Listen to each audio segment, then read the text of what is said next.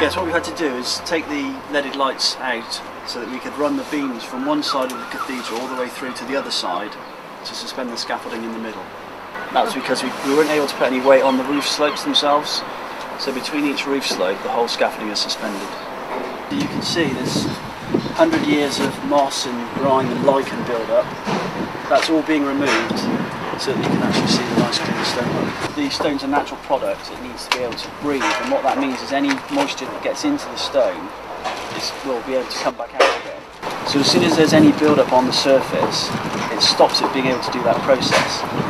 I'm actually quite shocked at how bad it is when you look up close to that, and you were just telling me that's actually a supporting stone as well. That is, yeah, that stone column goes up about 10 metres, and as you can see it's very badly eroded at the bottom. And that, that's why it's so important that we're here now, because if that would have just carried on eroding, eventually it would have just gone to nothing. And I don't want to sort of dramatise it, but potentially you could have had the whole thing come down. Yeah. But the stonework that you can generally see is very, very bad at this level, and it's due mainly to the salt-laden atmosphere that there is in Truro, and it's just been eating away at the bath stone, and in places it's almost gone through to nothing. Yeah, so as you can see, this is a classic example. The prevailing southwesterly wind has been coming along and vortexing around the back of this stone.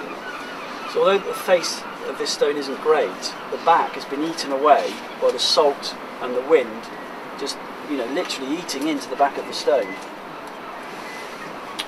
Some of the stones that we took out on the west end, you could see on the bed marks the actual old banker mason's marks that were on the stonework, because obviously you're paid per stone, and each mason had his banker's mark. Because the contract's going to run so long, you can really get into it, and you find you speed up, you pick up your pace, and you pick up your skills. It's a good job. Are you having to do stuff that you've never done before, or is it pretty much sort of fairly straightforward? I would say once you've worked one piece of stone, you've worked them all, sort of thing. But they're just different sorts of stone. But no, I mean they're geometric patterns, and you just follow them through the stonework. And are you leaving your own marks in them at all? Anywhere? I'm not. I haven't got time to do bankers' marks nowadays.